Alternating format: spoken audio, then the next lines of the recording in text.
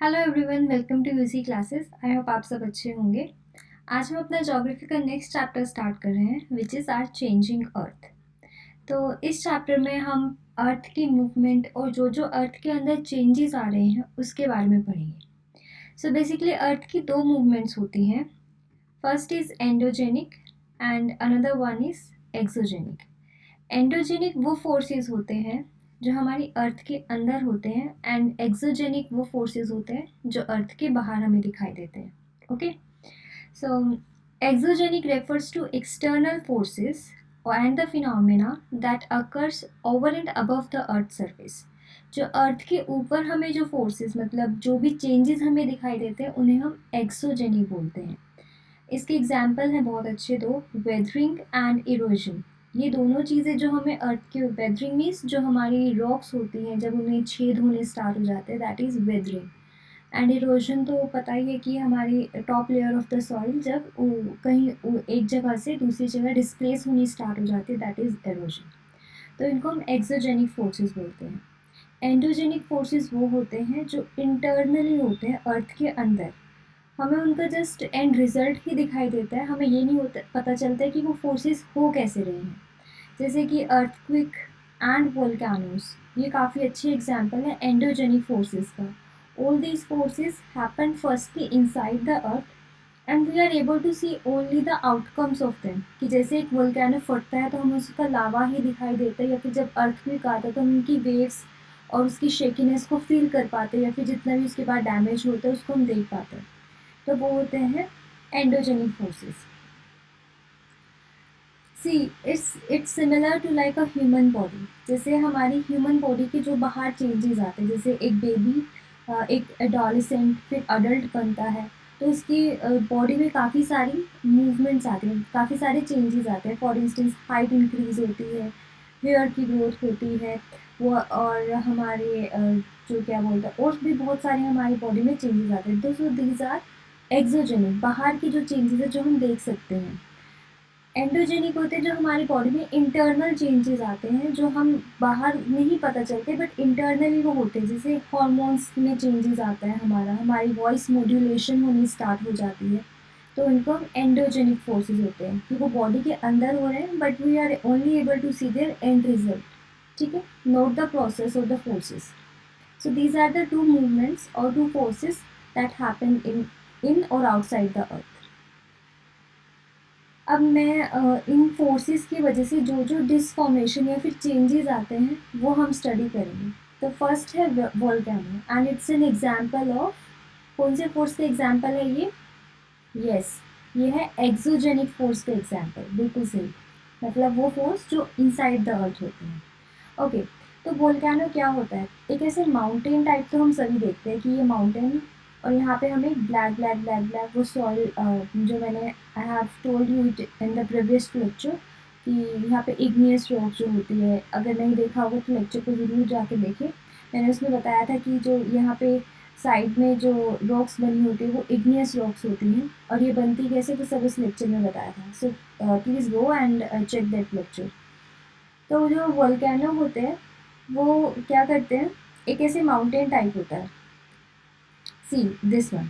तो mountain type में because of gases and pressure और we can say because due to exogenic forces, ये इसके अंदर से जो मैग्मा होता है वो बाहर आ जाता है और ये ऐसे फट जाता है और उसके लावा के डिपोजिशन होने की वजह से वहाँ पे इग्नियस रॉक बनती है।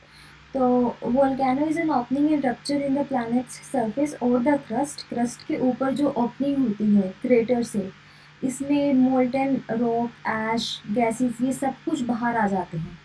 एंड ये वोल्केनो जो टर्म है, ये जो वर्ड है, ये एक इटालियन वर्ड है जिसका वोल्कैन बोलते थे इसको, जिसको हम रोमन में, मतलब यहाँ पे इटालियन में बोलते हैं रोमन गॉड ऑफ फायर। जैसे हमारे में होता है ना अग्नि देवता, तो उनके रोमन गॉड ऑफ फायर को बोलते थे कि वो वोल्केनो वो है, वोल्कन आग का देवता। ठीक है, तो ये पूरा कंप्लीट वोल्केनो का एक स्ट्रक्चर है। यहाँ पे हमारी मेंटल है, then crust, and after that crust के ऊपर ही एक माउंटेन लाइक स्ट्रक्चर बना होता है। तो मेंटल में क्या होता है, हमारा मैग्मा होता है। मैंने बोला था ना एक सेमी लिक्विड फॉर्म होती है मेंटल हमारी। तो यहाँ पे लिक्विड फॉर्मेशन में मैग्मा होता है, जिसे हम मैग्मा चैम्बर बोलते हैं। जैसे ही इसमें प्रेशर और गैसेस बहुत ज़्यादा होती है, जैसे कुकर होता है, प्रेशर कुकर होता है, तो उसमें जैसे ही गैसेस बहुत ज़्यादा आती है तो एकदम से विसल उसकी सीटी बजती है। तो वैसे ही सेम इसके साथ भी होता है कि जैसे ही यहाँ पे गैसेस बहुत ज़्यादा आती है, प्रेशर ज़्यादा होता है, तो जो ये मैग्मा चैम्बर है, क्रस्ट से होता हुआ इस माउंटेन की ये जो पाइप लाइक स्ट्रक्चर बना हुआ है, इससे वेंट करता है, जाता है और एकदम से बाहर चला जाता है क्रेटर से। सबसे ऊपर वाले पार्ट को वोल्केनो को बोलते हैं क्रेटर। तो क्रेटर से वहाँ पे जितनी भी गैसेस, एशेस और ये सब बाहर आ जाता है। और जो बाहर आता है लावा, मतलब वो जो मैग्मा था वो बाहर जैसे ही आता है उसको नाम चेंज हो जाता है, उसको बोलते हैं लावा। तो ये एक हमारा एक्सोजेनिक फोर्स है। Next is earthquake. अर्थक्वेक के होने वाली डिस्ट्रक्शन को हम देख सकते हैं, बट हमें नहीं पता चलता एकदम से कि अर्थक्वेक आया क्यों है। तो ये कुछ वेव्स होती है, P waves, L waves, S waves, जिसकी वजह से ये अर्थक्वेक आते हैं। एंड डिस्ट्रक्शन तो अब हम देख ही सकते हैं। तो अर्थक्वेक क्या होता है? हमारे लिथोस्फीयर मतलब हमारे क्रस्ट के ऊपर व अर्थ की जो वाइब्रेशंस होती हैं वो उसकी वजह से अर्थक्वेक आता है। और वो वाइब्रेशंस होती हैं because of waves inside the अर्थ, वो ट्रैवल करती है। मतलब ऐसे होते हैं कि अर्थ के अंदर कुछ फॉर्मेशंस हुई, कुछ सिस्मिक वेव्स ने ट्रैवल किया और उसकी वजह से उनका ऊपर का इफेक्ट दिख गया, मतलब अर्थ के ऊपर। अर्थ को हम टेम्बलर और ट्रीमोर भी बोलते हैं। कुछ कंट्रीज़ में तो हम वहाँ पे अर्थक्वेक नहीं बोला जाता, वहाँ पे बोलते हैं ट्रीमोर आया था। And it's a result of sudden release of energy in the earth crust. Earth crust के ऊपर एकदम से एनर्जी रिलीज होती है, जैसे वाइब्रेशंस रिलीज होती हैं, और उसकी वजह से सिस्मिक वेव्स, जो एस वेव्स, एल वेव और पी वेव्स है, वो सिस्मिक वेव्स होती हैं। एंड इसकी वजह से हमें हमारा क्या आता है? अर्थक्वेक आता है। अर्थक्वेक को हम रिकॉर्ड किस पे करते हैं? सिस्मोमीटर, जिसको हम बोलते हैं सिस्मोग्राफ। ओके, नेक्स्ट आता है कि अर्थक्वेक बनते कैसे हैं। Very important. सी, तो ये कंप्लीट एक स्ट्रक्चर है। ये ऊपर क्रस्ट है, ये मेंटल है। मेंटल मीन्स सेकेंड, अगर अर्थ की जो क्रस्ट के नीचे वाला पोर्शन।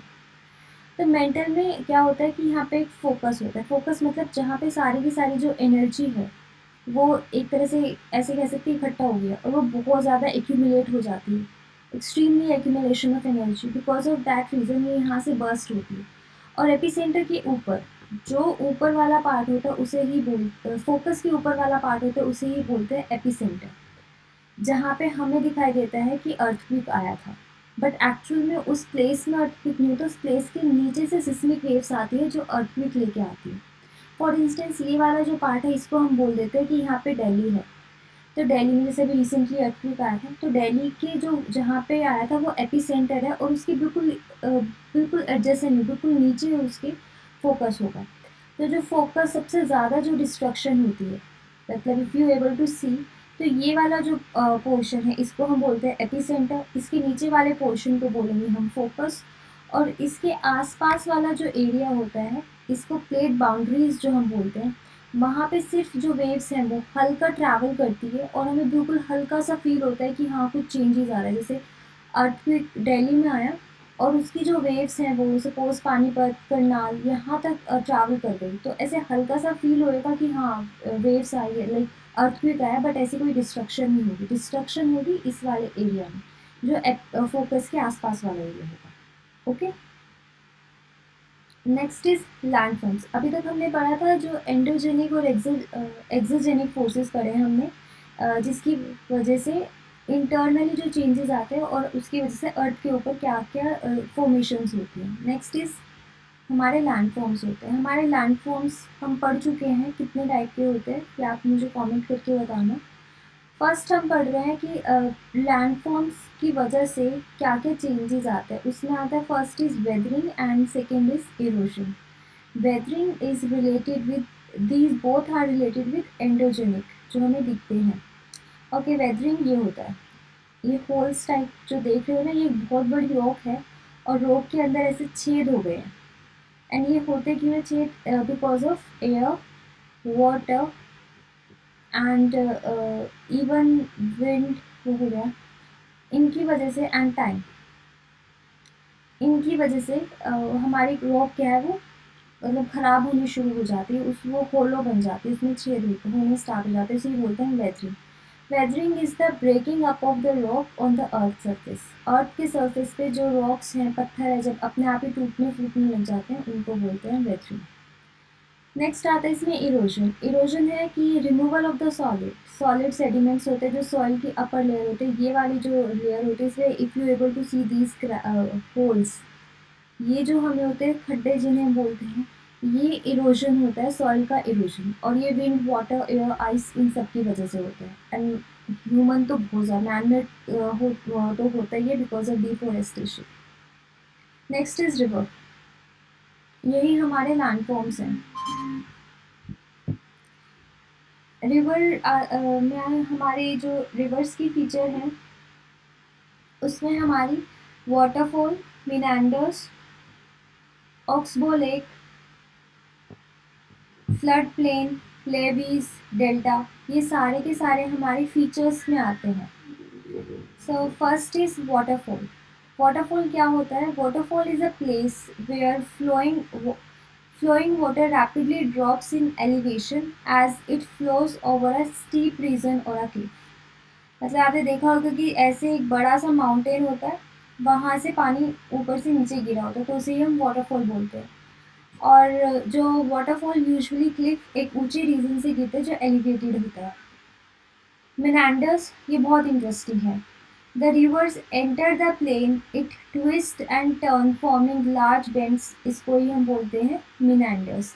मिनेंडर्स में क्या होता है कि जो अर्थ जो रिवर है, ऐसे सपोज ऐसे ऐसे ये प्लेस था, यहाँ से रिवर जा रही थी और अपना ये अपने आप ही एक रास्ता बना लेती है, और उसी रास्ते से, जैसे बोलते हैं ना कि पानी अपना रास्ता खुद बना लेता है, तो उस जब ये अपनी एक इस टाइप का एक इमेज क्रिएट करती है जिसको हम ऊपर से देखते हैं, तो उन्हें हम मिनेंडर्स बोलते हैं। तो क्वेश्चन इससे आता है कि हु फॉर्म मिनेंडर्स, तो उसमें कुछ भी आता है एयर, वाटर, तो रिवर जो है रिवर ही, ओशन में कभी मिनेंडर्स नहीं बनते हैं, ओशन नहीं बनाता, जो हमारी रिवर्स होती है, एस्चुरीज होती है, वो ही मिनेंडर्स क्रिएट करती है। Next is oxbow lake. ये भी बहुत इंपॉर्टेंट है। ऑक्सबो लेक क्या होता है, इससे काफ़ी बारी क्वेश्चन आता है। An oxbow lake is a U shaped body formed by a water stream। See, जैसे ये एक रिवर जा रही थी, अपना अच्छे से ये फॉर्म, ये जो बना रही है ना, ये मिनेंडर बना रही है। ओके, तो अब क्या करते हैं कि ये यहाँ पे बहुत ज़्यादा सपोज ऐसे जाती है, इफ़ यू एबल टू सी, ये यहाँ पे बहुत पीछे तक चली गई है, तभी जैसे जैसे जाएगी पीछे पीछे होती जाएगी तो इससे बिल्कुल कट हो जाएगी, और यहाँ पे ये स्ट्रीम अपनी यहाँ पे रास्ता ऐसे बना लेगी और इसको बिल्कुल कट कर देगी। तो ये वाला जो पोर्शन होगा ये ओक्स की तरह एक दिखाई देती है इसकी इमेज, और इसे फिर छोटा से पॉन्ड और लेक बोल देते हैं, तो ऑक्सबो लेक बन जाता है। ठीक है। Next is flood plain. When river overflow it's bank, जब एक रिवर है वो ओवरफ्लो कर जाती है, जैसे अभी रिसेंटली हमारी फ्लड आए थे, यमुना में बाढ़ आ गई थी, बिकॉज उसका जो लेवल था वो ऑरेंज से भी ऊपर चला गया था, रेड जोन में आ गया, रेड लेवल तक उसने क्रॉस कर लिया था। तो जब भी रिवर अपने ओवरफ्लो करती है, कोई भी बैंक ओवरफ्लो करता है, तो नेबरिंग एरियाज में फ्लडिंग होनी स्टार्ट हो जाती है। And it as it floods it deposit layers of fine soil and other material, जिसको हम sediments बोलते हैं, along the bank, और उसी एरिया को बोलते हैं फ्लड प्लेन। यूजुअली ऐसे बोला जाता है कि जो फ्लड प्लेन होता है वो काफ़ी फर्टाइल एरिया होता है, बिकॉज जो वो वाला एरिया है वहाँ से एक रिवर मतलब गई है, तो वहाँ पे वो बहुत सारे सेडिमेंट्स की डिपोजिशन करके जाती है, because of that deposition that particular area become very much fertile in comparison to the another area, तो उसी को ही हम बोलते हैं flood plain. Okay, next is delta. See, delta में क्या होता है, ये सी शोर है, मतलब समुद्र का किनारा, और यहाँ पे ये सारी की सारी जो रिवर्स हैं वो आती हैं और अपना पानी छोड़ देती हैं, तो उसे हम क्या बोलते हैं, डेल्टा। जैसे बे ऑफ बंगाल का डेल्टा है, वहाँ पे सारी रिवर, सारे गंगा, ब्रह्मपुत्र, यमुना, सॉरी यमुना नहीं, गंगा और ब्रह्मपुत्र यहाँ पे वहाँ पे रिवर्स आ रही हैं तो वो अपना एक डेल्टा बना लेती हैं, तो उसे ही हम बोलते हैं delta. Delta is a landform that is created at the mouth of the river. River के जो माउथ होता है उससे बनाया जाता है where the river flow into the ocean, sea, estuary, lake, river. मतलब जहाँ से वो रिवर है वो फ्लो कर रही है, ओशन से जा रही है, सी से जा रही है, या फिर किसी और रिवर में जा रही है. Deltas are formed from the deposition of sediments carried by the rivers as they flow leaves the mouth of the river. Okay. And next is sea waves. ये भी हमारा एक लैंडफॉर्म ही है. सी वेव्स होती कितने टाइप के हैं? सी वेव्स से ये चीज़ें बनाई जाती हैं. इनकी यू कैन से दैट कि ये फीचर्स हैं. और एक जो सी वेव है वो सी केव्स क्रिएट करती है, सी आर्चीज क्रिएट करती है, स्टैक एंड सी क्लिफ करती है. तो इसका ना इसी तरह इसको लर्न करना तो इसी सीरीज़ में करना. सबसे पहले केव बनता है, उसके बाद आर्चीज बनती है, फिर एक स्टैक बनता है और फिर बाद में एक क्लिफ, सी क्लिफ बनती है. सी फॉर इंस्टेंस की एक समुद्र होगा, if you see any picture of that, वहाँ पे एक बहुत बड़ा माउंटेनियस ऐसे बहुत बड़ी रॉक थी. तो वहाँ पे सी वेव्स आती हैं, बार बार उसको हिट करती हैं जाती है, हिट करती है जाती है, हिट करती है जाती है, करती है जाती है. तो ये बहुत लॉन्ग पीरियड तक चलता है और उसी में एक छेद कर देती है. ठीक है. बेसिकली उस माउंटेन, उस रॉक के अंदर जाने का एक रास्ता बना देती है. तो उसे ही हम बोलते हैं सी केव. इफ़ यू सी दिस, ये पूरा का पूरा एक माउंटेन एरिया था या फिर एक माउंटेन थी इन बिटवीन द सी. तो वहाँ पे वेव्स आई गई आई गई आई गई, तो उन्होंने यहाँ पे छेद टाइप बना दिया, एक एंट्री बना दी of going inside this particular mountain. तो इसे हम बोलते हैं सी केव. इनका दूसरा नाम होता है लिथोरल केव, और ये बहुत इंपॉर्टेंट है. It come many time in many exams. What are littoral caves? तो सी केव को हम लिथोरल केव भी बोलते हैं. एंड ये प्राइमरली फॉर्म ऑफ लैंडफॉर्म होता है which is made by the wave. Okay. And one more thing, इसमें ये जो एक्शन होता है ये इरोजन होता है, नॉट वेदरिंग. वेदरिंग क्या होती है कि जिसमें छोटे छोटे छेद होते हैं. इरोजन होता है कि पूरा प्रॉपर एक एरिया को ही ले जा रही, खराब किए जा रही है. तो उसको हम प्राइमरली जो प्रोसेस इन्वॉल्व होता है वो इरोजन होता है. Next is sea arches. जब हम सी आर्चीज क्या होती है कि जब वो एक केव काफ़ी बड़ी बन जाती है. जैसे पहले if you see in this picture ये छोटी थी, मतलब बस इतना सा ही था और हम कह सकते थे कि हाँ अंदर जाके हम यहाँ पे बैठ सकते हैं, फिर रह सकते हैं. बट यहाँ पे बिल्कुल inside outside there is nothing, is just only this thing. So when the sea cave become bigger and bigger, only the roof of the cave remains. सिर्फ एक रूफ बच जाती है, तो इसे हम बोलते हैं sea arches. स्टैक्स क्या होता है? जब वो रूफ भी चली जाती है, सिर्फ उसकी वॉल्स बचती हैं, तो उसको हम स्टैक्स बोलते हैं. Erosion break the roof and only the walls left. This feature is known as stacks. And last is sea cliff. Sea cliff क्या होता है? ये क्लिफ मतलब माउंटेन टाइप का.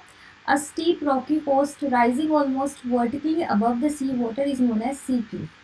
एंड सी वेव्स डिपॉजिट वो अलॉन्ग साइड पे. जैसे ही for instance यहाँ से सी वेव्स आई, इन्होंने यहाँ पे कुछ डिपॉजिट करके चली गई, फिर आई, फिर कुछ डिपॉजिट करके चली गई, फिर आई. ऐसे करते करते करते करते वो पूरे एक चट्टान टाइप की कुछ एक एलिवेटेड एरिया बना देती है, जिससे उसी एलिवेटेड एरिया को बोलते हैं सी क्लिफ. ठीक है. तो हमने 3 टाइप के पढ़े हैं. सी केव. केव होता है प्रॉपर एक हमारी रॉक थी, उसमें से छोटा इतना एक होलो पोर्शन क्रिएट किया गया बाय सी वेव्स. आर्चरीज, उसकी पूरे का पूरा ऊपर वाला पोर्शन ही हट जाता है. स्टैक, सिर्फ हमारी रूफ हट जाती है और सिर्फ 2 साइड की वॉल्स रह जाती है. And cliff is the deposition of sediments by the sea wave near the sea shore and creating an elevated portion. Next is ice. Ice से क्या क्या चीज़ फॉर्म होती है? जैसे 2 चीज़ फॉर्म होती है, ग्लेशियर्स एंड ग्लेशियर मोनोरेज. ग्लेशियर तो पता ही होगा, बहुत बड़े बड़े जो इस कहते हैं बर्फ के जो पहाड़ होते हैं उन्हें हम ग्लेशियर बोलते हैं. Glacier is a large mass of ice moving slowly. It's very important. Question भी आता है कि ग्लेशियर क्या मूव करते हैं फिर नहीं करते हैं। तो जो ग्लेशियर की आइस होती है वो माउंटेन्स की तरह एक जगह नहीं रहती है, वो मूव करती है बट स्लोली मूव करती है। And over some land surface down a valley formed over a long period of time, accumulation of snow in areas where the amount of snow that falls exceed the amount that melts। मतलब जो एक particular area में एक snow है, जब वो accumulate होना start कर देती है और उसकी accumulation from the period of time में इंक्रीज होती रहती है और जब मेल्टिंग कम होती है एंड जो स्नो की डिपोजिशन है वो ज़्यादा होती है, तो वहाँ पे ये ग्लेशियर बन जाता है। ठीक है। ग्लेशियर मॉनरेज क्या होती है? The material carried by the glacier, जैसे ही मूव करते हैं वो, तो वो अपने साथ स्मॉल सैंड, सिल्ट, इन सबको डिपॉजिट कर लेते हैं। उस डिपॉजिट को ही हम बोलते हैं मॉनरेज। Next is wind. अब ये विंड से क्या होता है? विंड से डिफरेंट टाइप की फीचर्स आती है जिसे हम बोलते हैं मशरूम रॉक्स, सैंड ड्यून्स, लॉइसेस। ये मशरूम रॉक है, ये प्रॉपर एक मशरूम रॉक है जिसे हम well structured, well developed mushroom rock बोल सकते हैं। इसमें क्या होता है कि एक active agent of erosion and deposition in the desert में विंड बहुत ज़्यादा होती है। वो विंड क्या होती है कि बहुत ही ज़्यादा उसमें जो मास होता है बहुत ही कम होता है और वॉल्यूम बहुत ही कम होती है, तो उसकी वजह से वो बहुत उड़ती है। तो जैसे जैसे वो उड़ती है तो डिपोजिशन कर लेती है और इस टाइप का एक स्ट्रक्चर क्रिएट कर लेती है, उसे ही हम बोलते हैं मशरूम रॉक। ठीक है, मशरूम लाइक स्ट्रक्चर, दो स्टैक है और ऊपर एक वॉल टाइप का स्ट्रक्चर बनाती है, तो उसे हम मशरूम रॉक बोलते हैं। They are formed mostly in desert. Sand dunes क्या होते हैं? ये वाला जो पोर्शन होता है इसे ही हम सैंड ड्यून्स बोलते हैं, मतलब रेत का पहाड़। तो क्या करते हैं कि वहाँ पे विंड ब्लो होती है डेजर्ट एरिया में, वो लिफ्ट करती है, ट्रांसपोर्ट करती है सैंड को एक प्लेस से दूसरी प्लेस पे, और जैसे ही वो ब्लो करते हैं वहाँ पे एक मतलब इस टाइप का एक स्ट्रक्चर बन जाता है ऐसे। तो वो जो एलिवेटेड स्ट्रक्चर होता है उसे बोलते हैं sand dunes. Next is loesses. ये लॉइसेस की पिक्चर है। When the grains of the sand are very fine and light, तो विंड उनको अपने साथ लेके जाती है और उनको एक प्लेस पे डिपॉजिट कर देती है, उस डिपोजिशन को बोलते हैं लॉइसेस। ओके, लॉइसेस और सैंड ड्यून्स में डिफरेंस क्या होता है कि जो लॉइसेस होते हैं उनकी डिपोजिशन रहती है और वहाँ पे प्रॉपर वेजिटेशन ये सब कुछ आ जाता है, बट सैंड ड्यून्स की कोई वो नहीं होता। वो for might be it's they are for fraction of second और फॉर मिनट, मतलब इनका जो पीरियड होता है एक किसी भी ड्यून का वो बहुत कम होता है, बट लॉइसेस का बहुत लॉन्ग पीरियड रहता है। ठीक है, चाइना में हम वहाँ पे देख सकते हैं, वहाँ पे काफ़ी ज़्यादा है। So this is all about our changes. हमने पढ़े हैं इसमें एक्सोजेनिक, एंडोजेनिक मूवमेंट्स। उसके बाद हमने पढ़े उन मूवमेंट्स में क्या क्या आते हैं, लाइक वोल्केनोज, अर्थक्वेक। देन हमने डिफरेंट लैंड फॉर्म्स पढ़े, रिवर की से क्या क्या फीचर बनती है, आइस से क्या क्या फीचर बनती है, और हमारी सैंड से क्या क्या फीचर्स आती हैं। तो ये सब कुछ हमने इस चैप्टर में पढ़ा है। आई होप आपको इस चैप्टर अच्छा लगा होगा, सब कुछ क्लियर हुआ होगा। और अगर कोई भी प्रॉब्लम हो, लेक्चर कैसे लगा, कमेंट सेक्शन में ज़रूर बताइएगा। Thank you.